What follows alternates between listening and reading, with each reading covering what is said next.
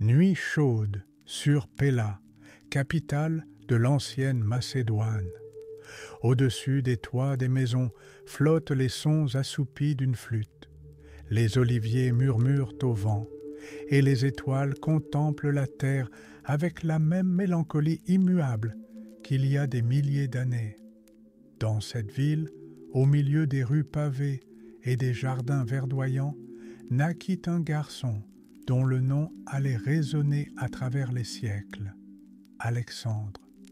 Il ne vint pas au monde comme un simple enfant, mais comme le présage d'une légende. Sa mère, Olympias, disait qu'il avait été conçu par Zeus lui-même, qu'un dragon était descendu sur elle en rêve, et que son ventre s'était illuminé d'une lueur.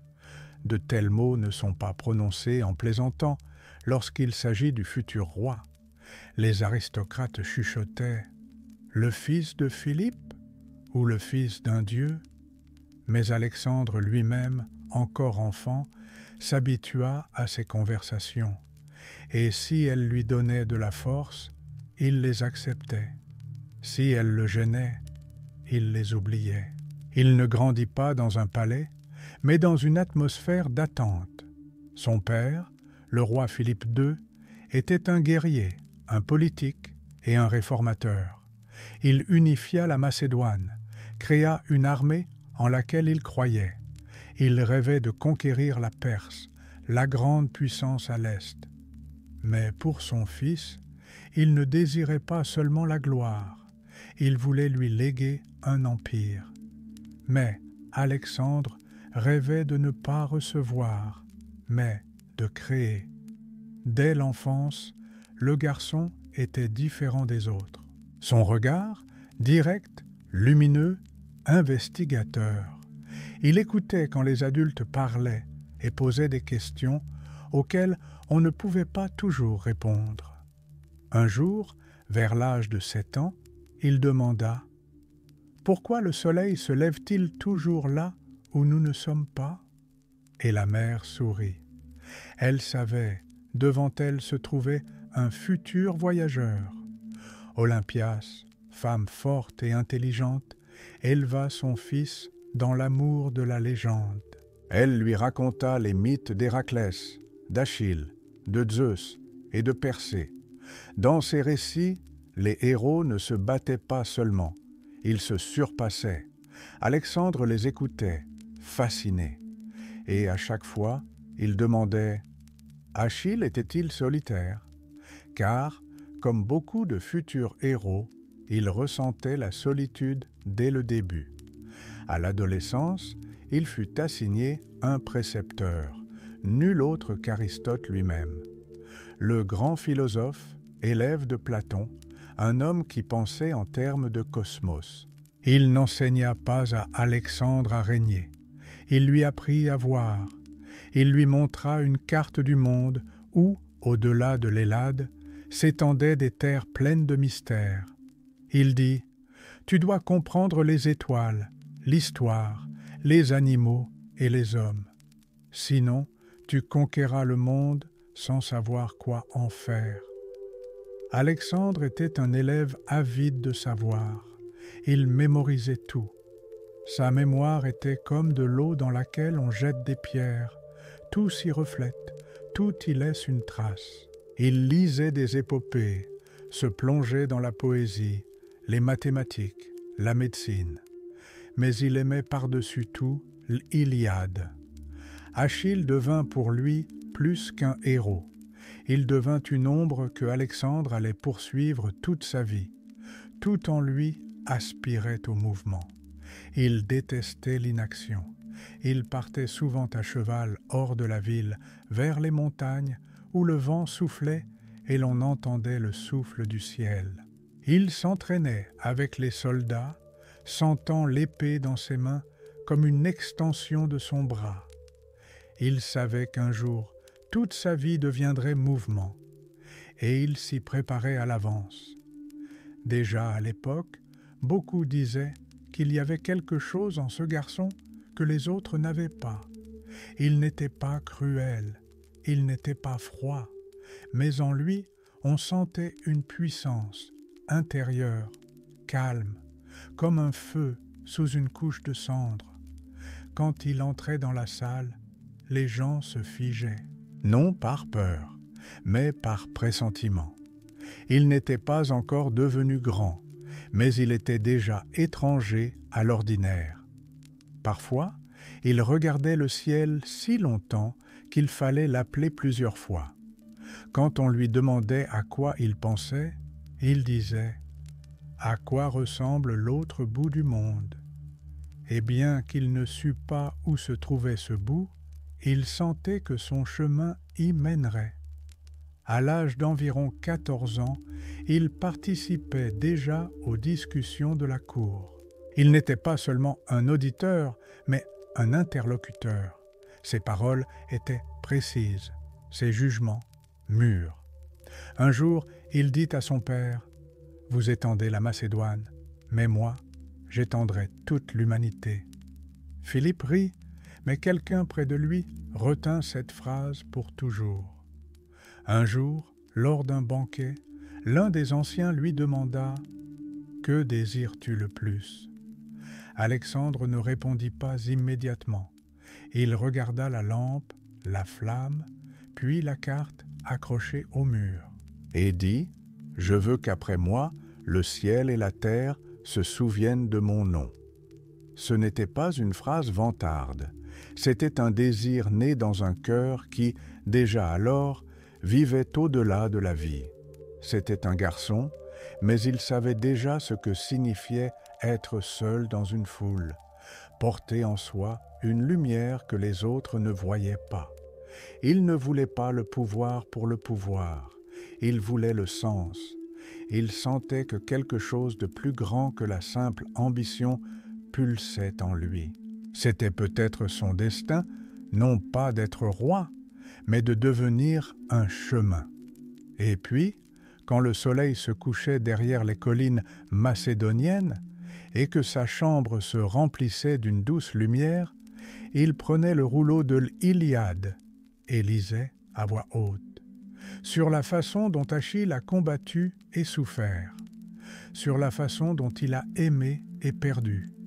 Et dans chaque ligne, il entendait un appel, non à la guerre, à la grandeur, à ce qui vient non par le sang, mais par la fidélité à un rêve.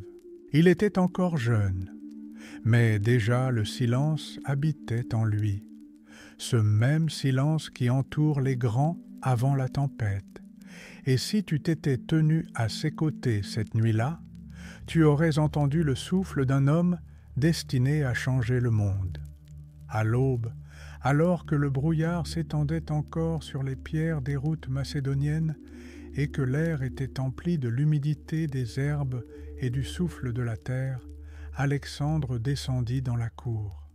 Des gens s'y pressaient déjà. Soldats, courtisans, palefreniers, tous regardaient le cheval noir qui se débattait et ne laissait personne s'approcher. Il s'agitait, soufflait, sifflait, telle une bête sauvage introduite par hasard dans la cour royale. C'était un cheval amené d'Orient. Son nom était Bucéphale, tête de bœuf.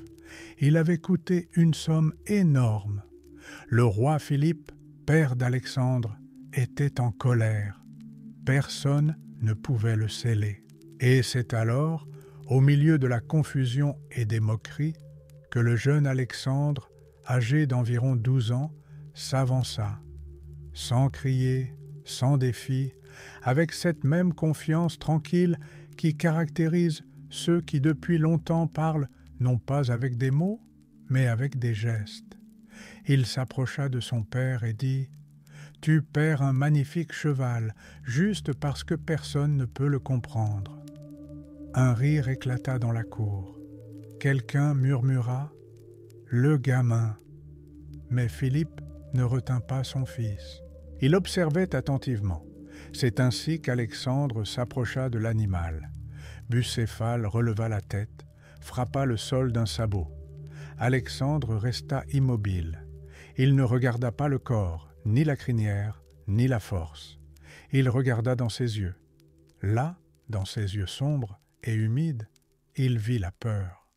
Le cheval avait peur de l'ombre, peur, parce que son visage était tourné vers le soleil, et il voyait son ombre bouger sous lui. Il ne craignait pas les hommes, il craignait sa propre obscurité. Alexandre tourna Bucéphale vers la lumière, et la peur recula. Le cheval respirait lourdement, mais ne se débattait plus. Le garçon tendit la main, doucement, mais fermement. Il n'essayait pas de saisir, il offrait, et le cheval le permit. Il lui permit de toucher son cou, son garrot. Alexandre ne se pressa pas.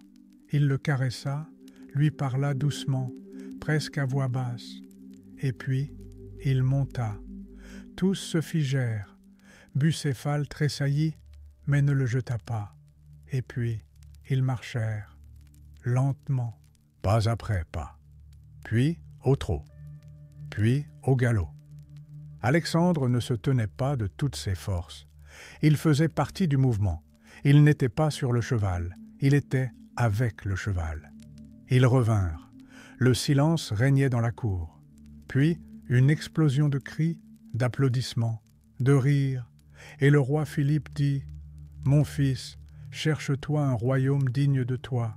La Macédoine est trop petite. » Alexandre ne répondit pas. Il regarda Bucéphale, qui se tenait maintenant calmement, comme s'il avait trouvé en ce garçon non pas un maître, mais un égal. Dès lors, Bucéphale devint le compagnon d'Alexandre.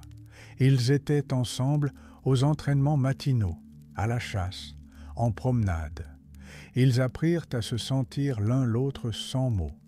Et, peut-être, dans cette union se posèrent déjà les fondations de ce qui deviendrait plus tard l'essence de sa campagne. Non pas la conquête, mais l'union. Non pas la peur, mais la compréhension. Non pas le pouvoir, mais une volonté tournée vers la lumière.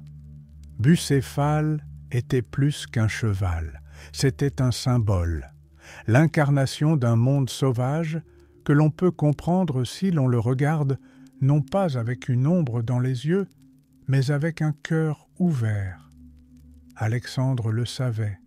Il en parlait à ses amis quand ceux-ci demandaient pourquoi il faisait plus confiance à un animal qu'à certains hommes. Un cheval, disait-il, ne ment pas. Il avance quand il croit, et il court quand il sent la vérité. Il ne porte pas de masque. Ces mots furent ensuite répétés par beaucoup. Ils furent écrits, ils furent transmis, car c'était la vérité. Une vérité qui n'est pas née dans le combat, mais dans le soleil du matin, dans la cour, parmi des gens qui ne croyaient pas qu'un enfant pût dompter une tempête. Mais Alexandre ne dompta pas, il ne réprima pas, il écouta, il sentit. Il regarda là où les autres ne regardaient pas, et pour cela, il fut aimé, même par ceux qui avaient peur. Les années passèrent, Bucéphale vieillit, devint plus fort, plus expérimenté. On ne l'emmenait pas aux parades, il était gardé pour les choses sérieuses, et chaque fois qu'Alexandre sortait à cheval, les gens disaient « Voici celui qui voit la lumière même dans la bête sauvage. » Cet épisode, apparemment petit, un garçon et un cheval, mais en lui toute l'essence de la grandeur, comprendre, faire confiance et ne pas avoir peur, même si une tempête est devant toi. Et tandis que le soleil déclinait vers l'horizon et qu'Alexandre, ayant déposé son armure, était assis à côté de Bucéphale, il lui caressait le cou et murmurait « Toi aussi, tu veux voir le bout du monde ?» Et peut-être le cheval comprit-il, car dans leur regard, il y avait la même chose, le feu, le mouvement, la paix, née de l'aspiration. C'était le soir. Le vent des montagnes soulevait la poussière sur les routes, et dans l'air régnait un silence qui annonçait le changement. Alexandre était assis seul à l'ombre de la colonnade. lorsqu'un messager s'approcha de lui. Il s'inclina, murmura un seul mot, et tout changea. Le roi Philippe II, son père, souverain, vainqueur, était mort, assassiné lors d'une célébration, entouré de ses proches, alors que rien ne présageait la tragédie. Tué de la main de son propre garde du corps, au milieu de son propre peuple. Les raisons furent longtemps débattues. Certains chuchotaient un complot, d'autres une vengeance. Mais pour Alexandre, tout était déjà décidé. Le moment était venu. Il avait environ 20 ans. Il devint roi. Soudainement, sans temps de préparation, sans droit à l'erreur. La Macédoine, bien que forte, était entourée d'ennemis. Les Hellènes murmuraient à nouveau. Les Grecs relevaient la tête. Les tribus barbares du nord se préparaient à tester la force du nouveau roi. Alexandre ne broncha pas. Il ne prononça pas de grands discours. Il agit. D'abord, il réprima les révoltes internes. Il fut ferme, mais pas cruel. Il persuada là où il le pouvait. Il écrasa là où c'était nécessaire. Il comprit que le respect ne s'achète pas. Il ne peut être que gagné. Son premier discours devant l'armée fut bref. « Nous continuerons. Tout ce que mon père a commencé sera le début de notre chemin. Nous n'héritons pas, nous créons. » Et dans ces mots, il n'y avait pas seulement une détermination juvénile, résonnait l'esprit d'un homme qui savait que son chemin dépassait les frontières. Il partit en campagne vers le nord. Les barbares, entendant parler du jeune roi, doutaient de lui. Mais Alexandre les écrasa un par un. Il ne se contenta pas de conquérir, il fit preuve de volonté. Il se déplaça rapidement, résolument et, surtout, personnellement. Il n'était pas dans sa tente, mais au combat. Il n'était pas en arrière, mais en tête. De retour, il se dirigea vers le sud, vers l'Ellade. Athènes et Thèbes l'observaient avec méfiance. Les Grecs n'aimaient pas les Macédoniens, qu'ils considéraient comme à moitié barbares. Mais lorsqu'Alexandre s'approcha de Thèbes et que celle-ci se révolta, il n'hésita pas. Il encercla la ville, proposa la reddition. Quand ils refusèrent, il donna l'assaut. Thèbes fut détruite. C'était un signal. Pas une vengeance, pas de la colère, mais une leçon. Les Grecs comprirent, le nouveau roi n'est pas un enfant, c'est une tempête. Après cela, Alexandre forma une alliance de cités grecques. Il ne menaça pas, il persuada. Il leur parla d'eux, des héritiers d'Homère, des enfants d'Achille et d'Ulysse. Qu'à l'est, au-delà de la mer, il existait un empire qui profanait les temples, menaçait la paix et se moquait de l'Ellade, la Perse.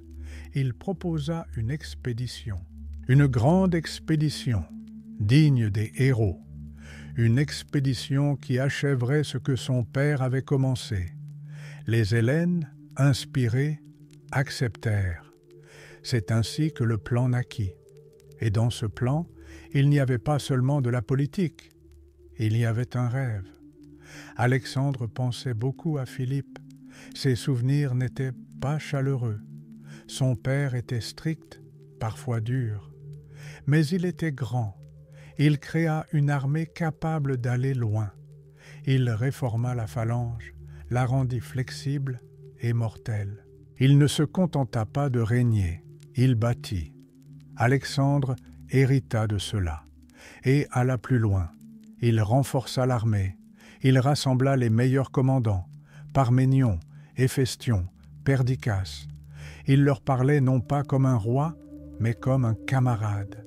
Il dormait avec les soldats à la belle étoile, mangeait la même nourriture qu'eux, partageait tout, et par là, il gagnait les cœurs.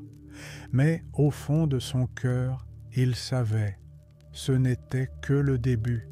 La Perse était immense. Son armée, plusieurs fois supérieure en nombre, son roi, Darius, régnait sur des terres s'étendant de l'Égypte à l'Inde. Ce n'était pas une révolte, pas une incursion. C'était une expédition contre le monde, et Alexandre comprit qu'il n'allait pas seulement à la guerre, mais à la limite du possible. Il étudia des cartes, interrogea des déserteurs perses, traça des routes.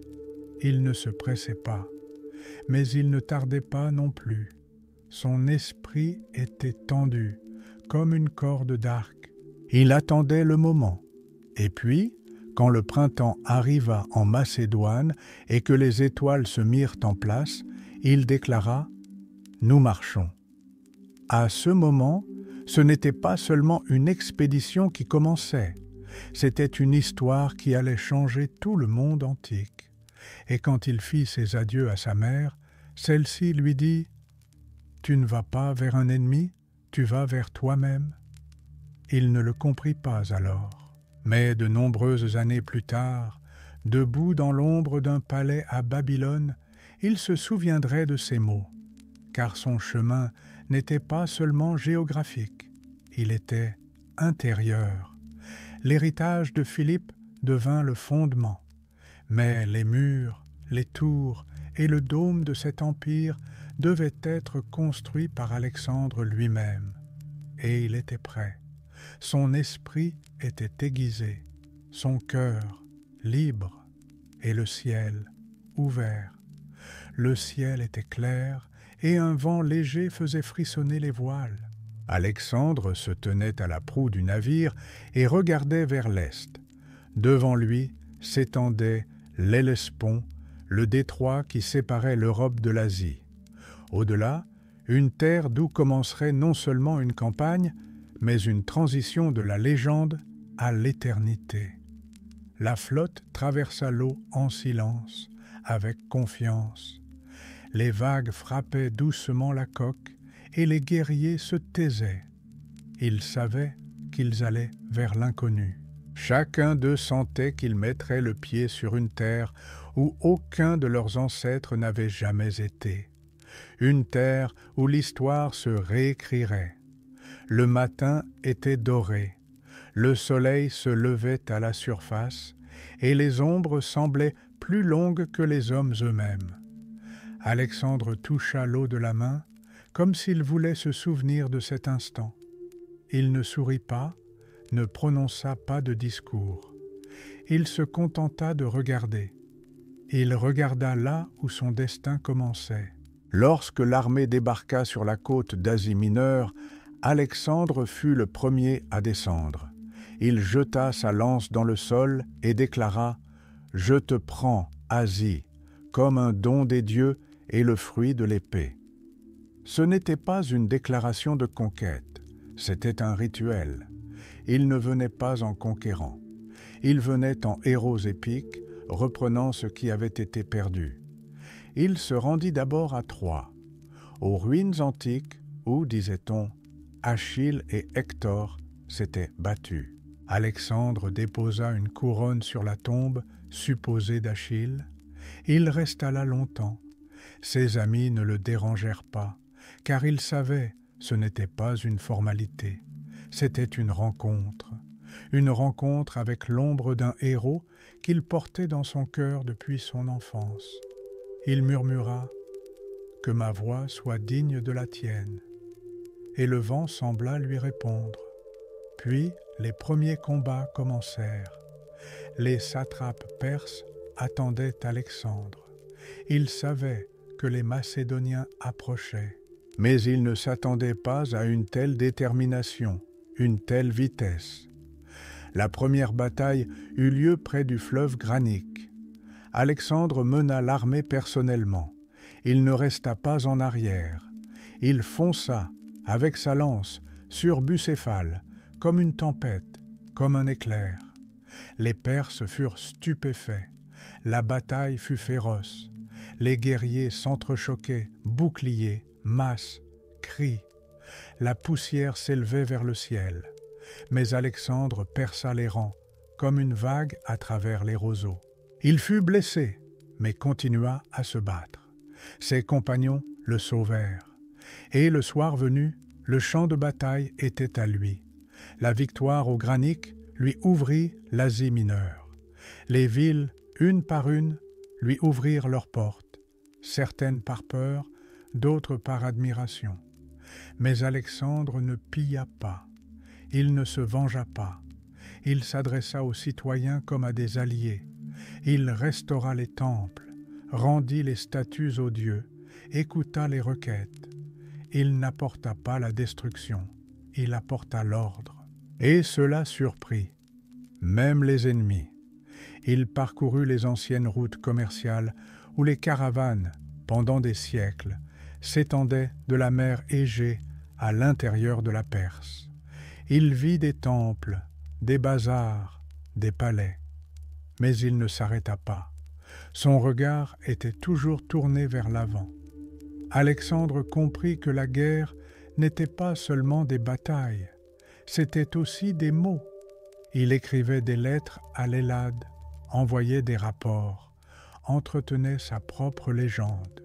Déjà à l'époque, on commença à l'appeler non seulement un roi, mais quelque chose de plus grand. Il devint une image, un symbole. Mais au fond de lui, il restait lui-même. Il parlait aux soldats, se souvenait d'Aristote, lisait des passages de l'Iliade. Parfois le soir, près du feu de camp, il restait assis en silence et regardait la flamme. Et quelqu'un, à proximité, l'entendait murmurer des vers. « Bientôt, hélas, je descendrai sous la lumière du soleil. » Ce n'était pas la voix d'un guerrier, c'était la voix d'un homme qui savait à quel point la gloire est éphémère. L'Hellespont était derrière eux, l'Europe derrière eux, devant lui, l'Asie, une terre où attendaient bataille, palais, sable, prophètes, où tout serait différent, où il deviendrait ce qu'il devait être. Et tandis que les étoiles s'allumaient au-dessus du camp macédonien et que les soldats s'endormaient, Alexandre sortit dans la steppe, seul. Il s'allongea sur le sol, regarda le ciel et demanda « Achille, m'entends-tu » Et, peut-être, à cette extrémité du monde où reposent les ombres des héros, quelqu'un écoutait vraiment. La poussière des chemins de Mésopotamie s'élevait des sabots. L'horizon tremblait de chaleur, et au-delà de ce tremblement, Alexandre voyait son objectif. Il s'enfonça profondément là où pulsait le cœur de l'Empire perse. L'empire de Darius III s'étendait sur des milliers de kilomètres. Il était aussi vaste que l'histoire elle-même. Mais Alexandre ne voyait pas une montagne devant lui. Il voyait un escalier. Après la victoire au Granique, la voie était ouverte. Alexandre se dirigea vers le sud.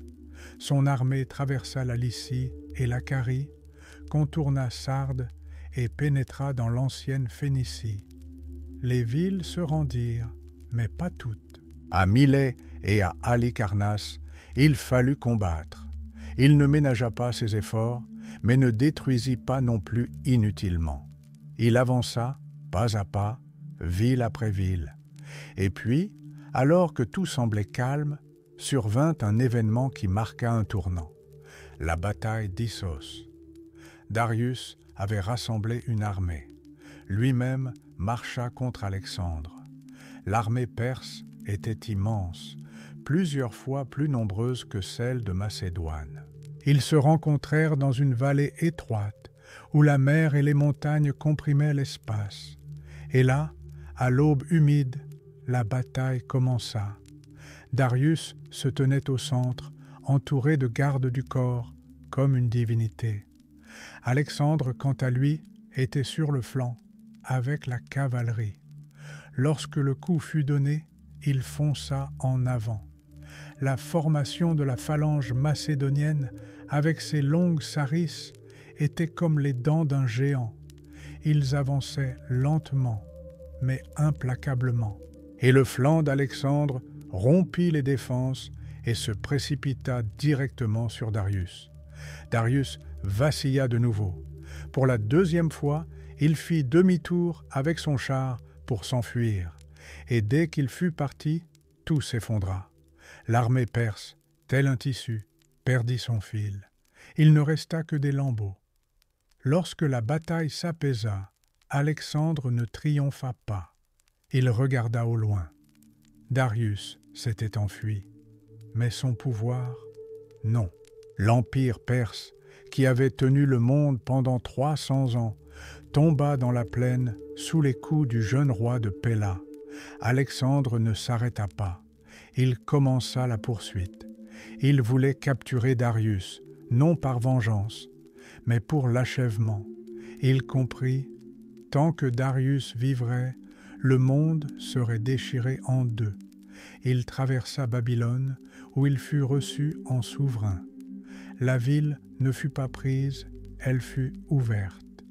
Temples, palais, jardins suspendus, tout devint partie du nouveau pouvoir. Et Alexandre étonna de nouveau tout le monde. Il ne détruisit pas, il restaura. Il apporta l'ordre. Il continua vers Suse, puis vers Persépolis, la capitale de la Perse, le cœur de l'Empire. Ici, il fit quelque chose d'étrange. Il organisa un festin, magnifique, opulent. Grecs et Perses étaient assis à la même table. La musique jouait, le vin coulait. Mais sous ce festin, on sentait un vide. Une nuit, alors que le feu vacillait dans les braseros, Alexandre prit une torche et se dirigea vers le palais. Il l'incendia. Certains disent par ivresse, d'autres par désir de venger l'Athènes brûlée, et certains que c'était un geste, un adieu à l'ancien monde. Les flammes engloutirent les colonnes. Persépolis brûla. Alexandre se tenait là et regardait. Et puis, doucement, il prononça « Assez ». Deux commencements luttaient en lui, le héros et le conquérant, le rêveur et le guerrier. Cette nuit-là, il fut les deux. Darius, pendant ce temps, s'enfuit plus à l'est. Ses proches, voyant l'inutilité de la résistance, le trahirent. Il fut tué. Alexandre retrouva le corps et pleura. Il ordonna que Darius soit enterré avec les honneurs royaux. Lui-même revêtit le manteau perse de Darius et dit « Je n'ai pas vaincu un roi, j'ai hérité de son œuvre. » C'était plus qu'un geste, c'était une idée, un empire non pas comme un trophée, un empire comme un sens.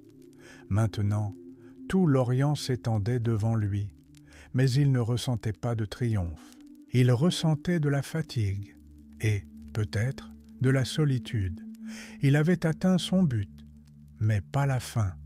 Et quand la nuit tomba de nouveau sur les cendres de Persépolis, il sortit sous les étoiles, s'allongea sur le sol et garda le silence longtemps.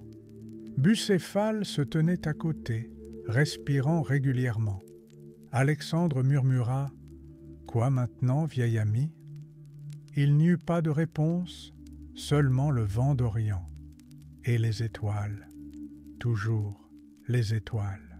Après la chute de Persépolis, le chemin d'Alexandre mena vers l'est, vers les terres de Bactriane et de Sogdiane, où les montagnes rocheuses cédaient la place au désert et où les villes se cachaient dans les vallées comme des mirages.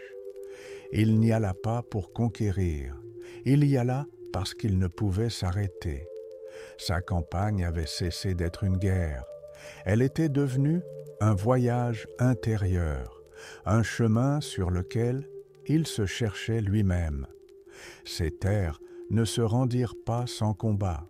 Les rois locaux, les princes, les montagnards se soulevèrent contre lui, tendirent des embuscades, se cachèrent dans les gorges.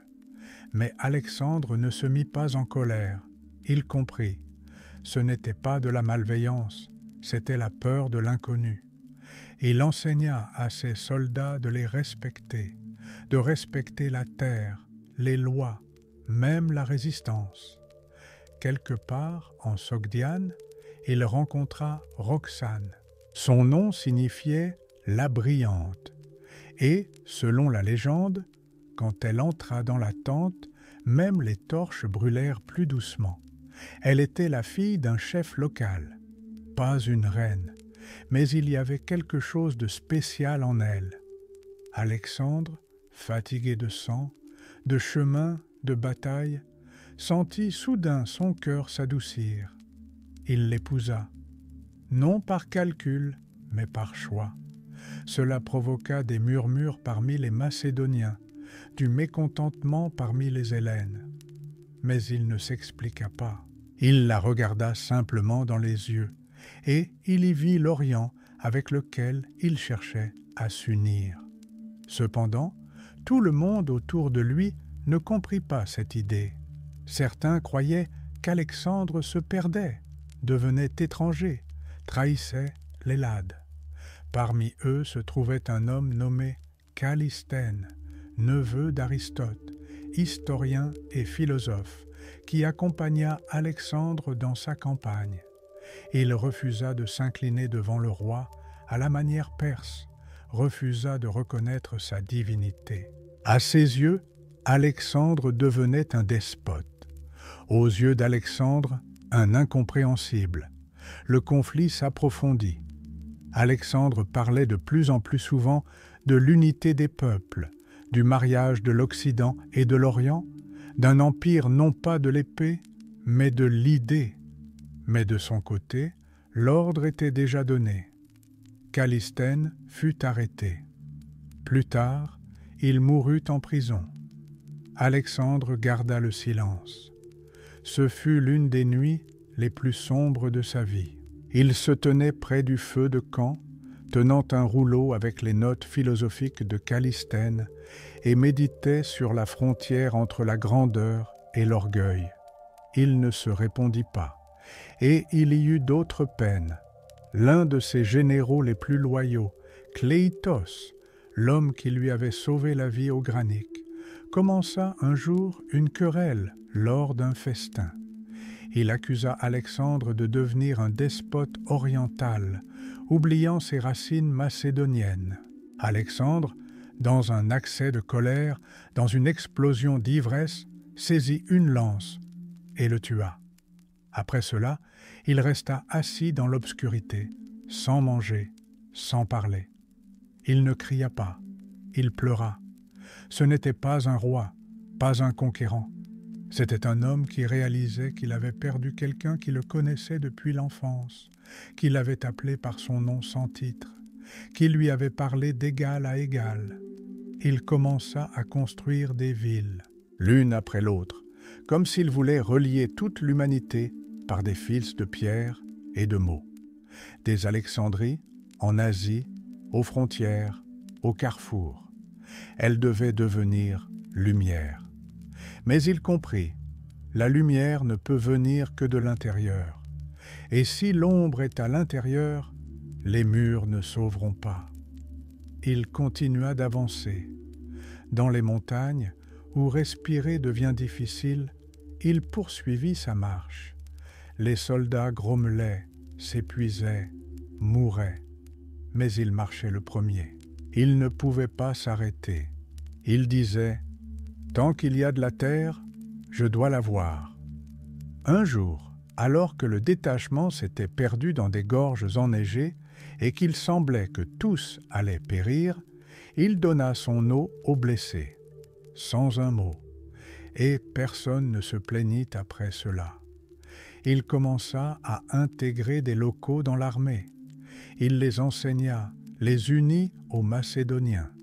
Il arrangea des mariages entre officiers et femmes orientales. Il ne voulait pas de domination, mais de fusion. Un nouveau peuple, un empire d'hommes non divisé par la langue et la couleur de peau. Mais tous n'étaient pas prêts pour cela. La trahison commença à s'insinuer. Certains officiers, se souvenant de Philippe, se rappelaient combien tout était plus simple quand l'ennemi était l'ennemi, et la victoire, le butin. Mais maintenant, le roi parlait d'harmonie, de philosophie, d'étoiles. Alexandre changeait, il lisait la nuit, il se souvenait d'Aristote. Il écrivait des lettres dans lesquelles il demandait « Où sont les limites de l'humain ?» Il se taisait plus souvent, il était plus souvent seul. Seul Bucéphale restait à ses côtés, et Héphaestion. Mais même Bucéphale commença à vieillir. Il trébucha, haleta lourdement. Alexandre lui caressa le cou et murmura « Encore un peu, ami, nous y sommes presque. » Et dans ces mots, il y avait autant de tristesse que dans la voix d'un errant qui sait que sa maison est au-delà de l'horizon. Il ne savait pas que l'Inde approchait, une terre de rivières et de dieux, une terre où il rencontrerait des épreuves qu'il ne connaissait pas encore. Mais pour l'instant, c'était la nuit, le vent dans les montagnes, et les étoiles, comme témoins de la façon dont un homme, devenu un demi-dieu, comprenait de plus en plus profondément qu'il était simplement un homme. L'air estival indien était lourd, saturé d'humidité et d'odeurs inconnues des Macédoniens. Palmiers, rivières, forêts humides, tout semblait non seulement nouveau, mais impossible. C'était une autre terre, vivante, respirante, ancienne. Alexandre arriva sur les rives du fleuve Hydaspe. Ses eaux coulaient tranquillement, mais leur profondeur recelait une puissance. Sur la rive opposée se tenait Porus, le raja indien, grand, fier, vêtu d'une armure qui brillait comme le soleil de midi. Son armée était nombreuse, et elle comprenait des éléphants de guerre, énormes, ornés d'étoffes dorées, avec des tourelles sur leur dos. Ils se tenaient comme des collines immobiles, exhalant la peur. Alexandre n'avait pas peur, mais il ne se pressa pas non plus. Il observa, il chercha des faiblesses. Le fleuve, large et rapide, semblait un obstacle insurmontable, mais il attendit un orage.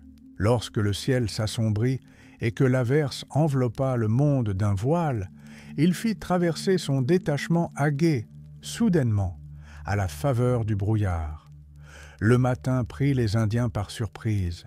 Alexandre frappa soudainement, rapidement. D'abord la cavalerie, puis l'infanterie. Les Indiens se battirent avec acharnement. Les éléphants se déchaînèrent, écrasèrent, rugirent. La bataille fut brutale. Bucéphale, le vieux et fidèle cheval, l'accompagna.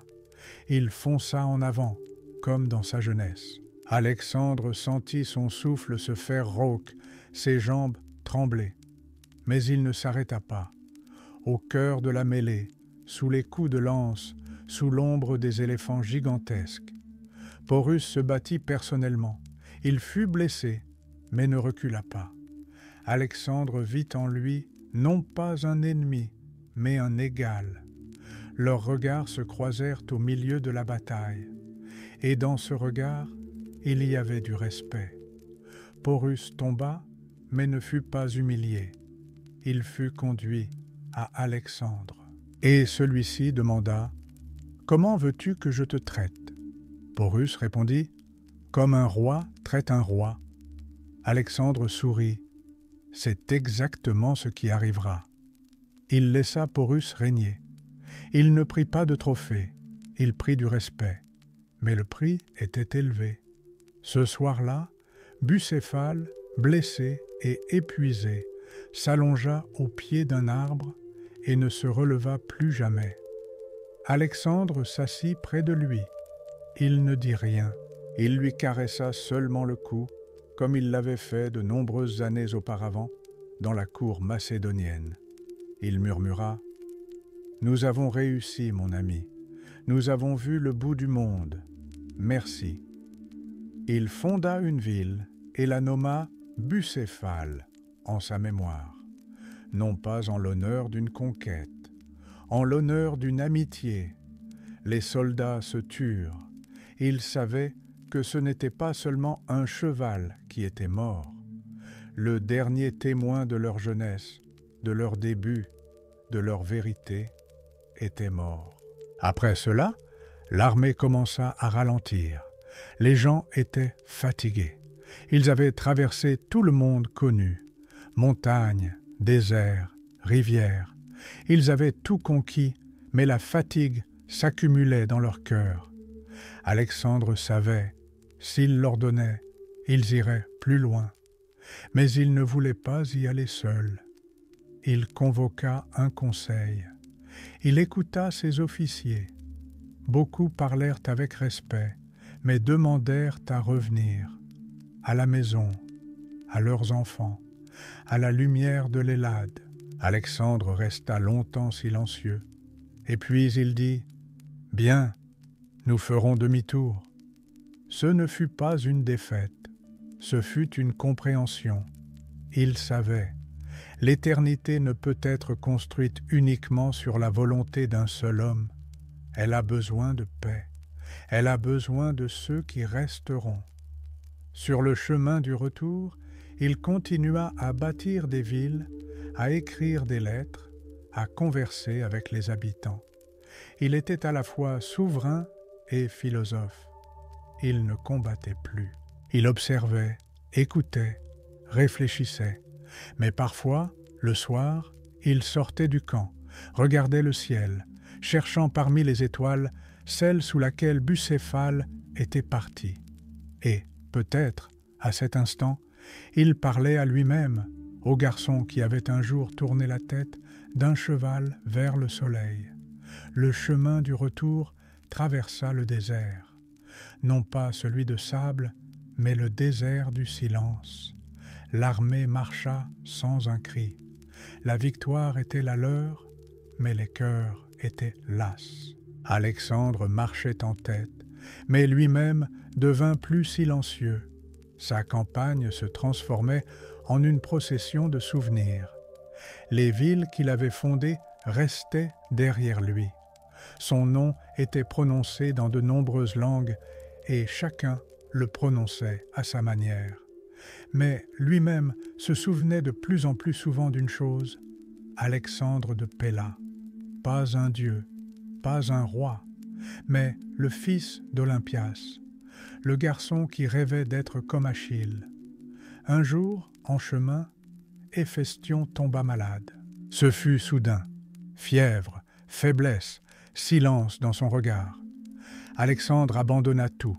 Il s'assit près du lit, tenant la main de son ami, ne le quittant pas. Jamais il n'avait semblé aussi vulnérable qu'en ces jours. Héphestion était tout pour lui. Frère, conseiller, un miroir dans lequel il voyait l'homme derrière le titre.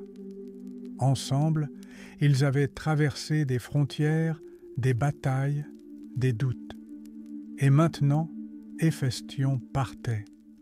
Non par une épée, non par trahison, mais par la maladie. Doucement, lentement, irréversiblement. Quand il mourut, Alexandre ne dit pas un mot. Il ne sanglota pas, il se figea. Puis il ordonna, il y aurait un deuil, un temple, des cendres et la mémoire. Il ordonna que le corps soit brûlé sur un immense bûcher, qu'un monument funéraire soit érigé. Il se coupa les cheveux, il ordonna à toutes les troupes de pleurer. Au cœur de l'Empire, le cœur d'Alexandre lui-même mourut. Après cela, quelque chose disparut en lui. Il parlait encore, bâtissait encore, mais son regard était tourné vers l'intérieur. Quelque chose de surnaturel apparut en lui, comme s'il n'était plus parmi les hommes. Il retourna à Babylone. Cette ville, au milieu des fleuves et des palmiers, lui semblait un point d'équilibre. Il voulait en faire sa capitale, non seulement de l'Empire, mais d'un nouveau monde. Ici, il reçut des ambassadeurs venus de terres lointaines, discuta du déplacement des peuples, arrangea des mariages mixtes. Il parlait de l'avenir comme d'une force que l'on pouvait construire. Il rêvait d'une expédition en Arabie, de routes maritimes, de l'union des cultures, mais son corps s'affaiblissait. Un jour, il sentit de la fièvre, une simple fièvre semblait-il, mais de jour en jour, il devenait plus silencieux, sa voix plus basse, son pas plus lent. Il se réunissait encore, consultait encore, mais passait de plus en plus de temps sur son lit de repos à regarder le plafond. Les généraux se rassemblèrent autour. Chacun se demandait qui serait le prochain.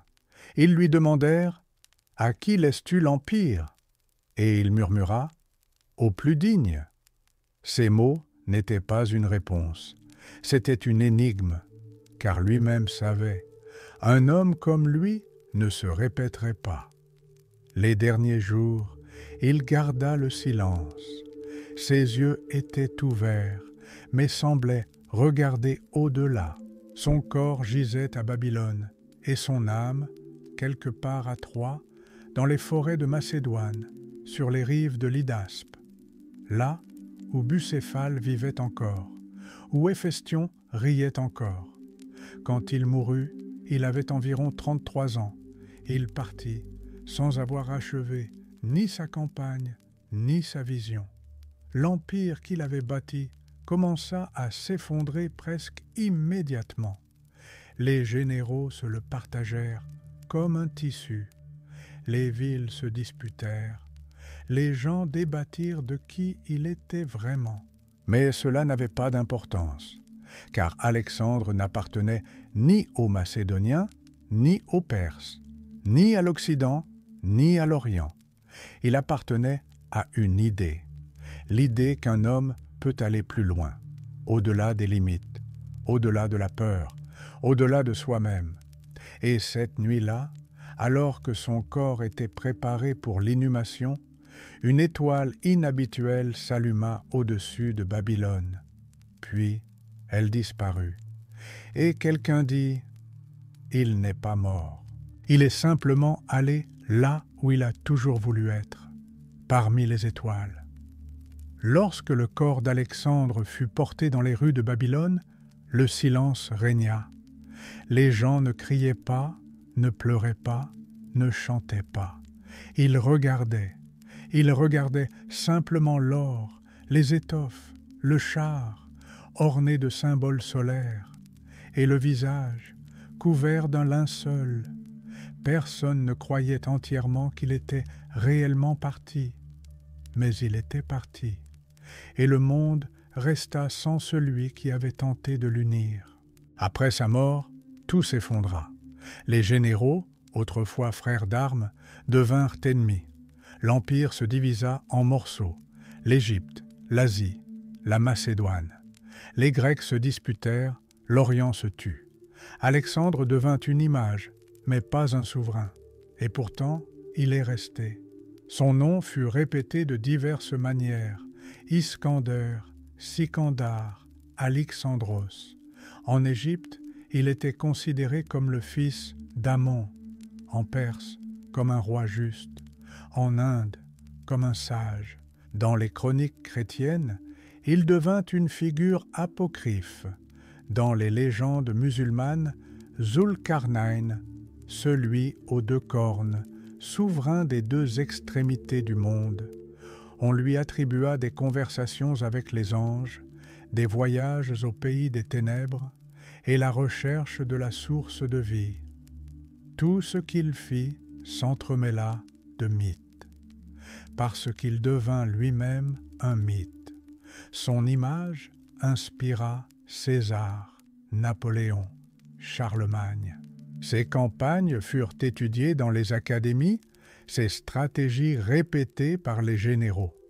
Mais personne ne put devenir comme lui, car Alexandre n'est pas un modèle, il est une exception. Il vécut 33 ans, mais il engloba une époque. Il ne se contenta pas de déplacer des armées, il déplaça la pensée.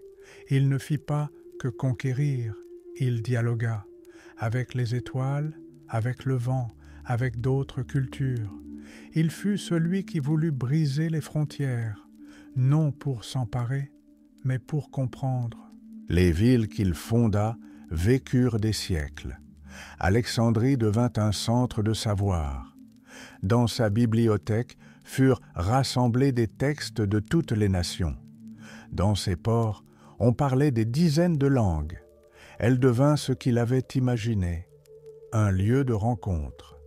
Et pourtant, quand on se souvient de lui, c'est le plus souvent du jeune homme avec sa lance, à cheval, en armure étincelante, fonçant en avant. Dans cette image, le feu d'un rêve. Dans cette image, un homme qui n'avait pas de fin, seulement un chemin. On ne sait toujours pas où il est enterré. On dit que son corps reposait à Alexandrie, dans un sarcophage de cristal. On dit que les empereurs l'admiraient. On dit qu'il disparut dans le tourbillon des siècles. Mais cela n'a pas d'importance, car Alexandre n'est pas dans un tombeau, il est dans une légende. Parfois, par une nuit calme, quand tu regardes le ciel et que tu vois une étoile plus brillante que les autres, tu peux t'imaginer, il est là, toujours à cheval, toujours à chercher, non des terres, non la gloire, mais une réponse. Un jour, il a dit « Je ne crains pas la mort, je crains de ne pas parcourir tout mon chemin. » Et, peut-être, c'est pourquoi les gens se souviennent de lui encore aujourd'hui. Parce qu'en chacun de nous vit celui qui veut aller plus loin, qui croit que les frontières sont une convention, qui sent que le monde est un. Alexandre ne nous a pas laissé un empire, il nous a laissé un exemple. Quel que soit le chemin que tu choisiras, avance-y avec un cœur ouvert. Et peut-être, là, au-delà de l'horizon, entendras-tu l'écho des pas de ceux qui, un jour, ont avancé sans peur, non pas pour la victoire, mais pour faire partie de quelque chose de plus grand. Dors en paix, le monde est vaste, mais tu y es déjà.